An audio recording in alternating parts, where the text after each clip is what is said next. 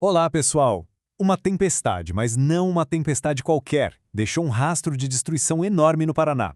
E a pergunta que fica é, o que exatamente causou esse tornado? Bom, aqui no Opa News BR a gente vai fundo para entender a ciência por trás de um evento como esse. A gente vai desde o ciclone que deu pontapé inicial em tudo, até a força assustadora do tornado que chegou no chão. Vamos começar a entender essa história.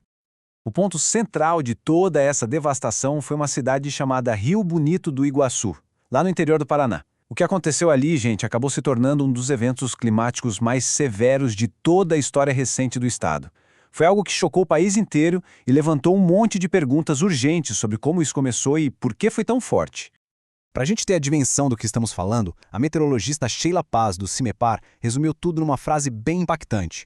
Foi o pior evento de tempestade da história recente do Paraná. Olha, quando uma especialista fala uma coisa dessas, a gente entende que a escala do desastre e a força com que essa tempestade bateu foi algo realmente fora do comum. 250 km por hora. Essa foi a velocidade estimada dos ventos. Para a gente ter uma ideia do que isso significa na prática, essa ventania toda classifica o evento como um tornado F3 na escala Fujita. E F3, pessoal, é uma categoria violenta, com força mais do que suficiente para arrancar árvores pela raiz e até demolir construções bem sólidas. É muita força. E o resultado dessa força toda foi trágico. Cerca de 80% da cidade ficou danificada. 6 mortes foram confirmadas e mais de 770 pessoas ficaram feridas. Sabe, isso é um lembrete bem duro de que por trás de toda a ciência, dos números e das explicações, existem vidas e comunidades inteiras que são impactadas de uma forma brutal. E aí vem a pergunta principal, né? Afinal, como é que um evento tão destrutivo assim se formou do nada? A resposta não é simples, não é um único fator. Na verdade, foi o ponto máximo de uma cadeia de eventos no céu. Para a gente entender o tornado, a gente precisa voltar um pouquinho, lá para o começo de tudo. Então vamos lá, para a origem da tempestade. O que aconteceu no céu do Paraná foi uma sequência, olha, quase perfeita de condições atmosféricas. Foi tipo uma verdadeira receita para um desastre que acabou culminando na formação de tempestades extremamente severas. E tudo começou bem aqui, com um ciclone extratropical. Esse sistema gigante de baixa pressão que se formou lá na costa foi o grande motor que colocou toda a engrenagem dessa tempestade para funcionar, para girar. A sequência foi muito clara. Primeiro, o ciclone criou uma frente fria superpoderosa. Conforme ela avançava, essa frente foi empurrando o ar quente e úmido para cima. Sabe? Como se fosse um combustível sendo injetado com tudo na atmosfera. Essa subida muito rápida do ar fez as nuvens se organizarem em supercélulas, que são basicamente tempestades gigantes superorganizadas que começam a girar. É exatamente dentro dessas supercélulas que já estão girando que o tornado nasce, e o funil dele finalmente consegue tocar o chão. Isso nos leva a uma dúvida que muita gente tem. Ciclone e tornado é a mesma coisa? E furacão onde entra nessa história? A resposta curta é não, não são a mesma coisa. E entender a diferença entre eles é super importante para a gente compreender exatamente o que aconteceu no Paraná. A grande diferença, pessoal, está na escala e na origem de cada um.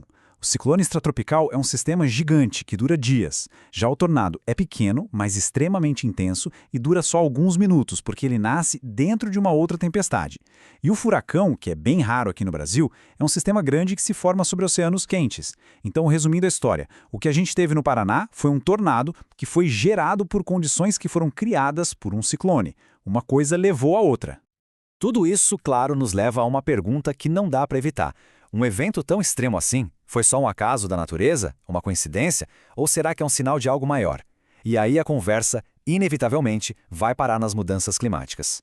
É a pergunta que fica no ar, né? Será que eventos extremos como este estão, de fato, se tornando mais comuns, mais frequentes? E a resposta dos cientistas e especialistas que monitoram o clima, bom, ela é, no mínimo, preocupante.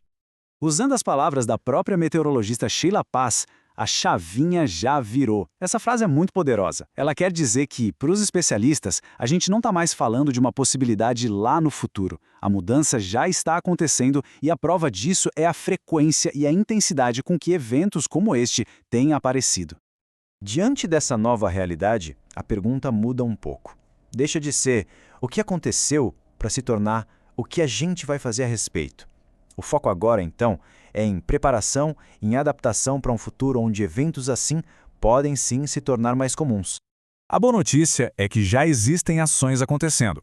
O Paraná, por exemplo, está investindo em mais tecnologia, com novos radares, capacitando as equipes técnicas, integrando o trabalho com a Defesa Civil e, o que é fundamental, focando em educar a população sobre como agir. É um passo muito importante na direção certa. E assim, a gente termina com essa reflexão. Tecnologia, planejamento, tudo isso é crucial. Mas a pergunta final, que fica para todos nós é: como sociedade, será que a gente está realmente preparado para um novo clima? Eu espero que essa análise tenha ajudado a esclarecer um pouco da ciência por trás do que aconteceu no Paraná. Para mais explicações assim, diretas e baseadas em fatos sobre os eventos que estão moldando o nosso mundo, fica o convite. Inscreva-se aqui no canal OPA News BR no YouTube. Muito obrigado pela atenção e até a próxima.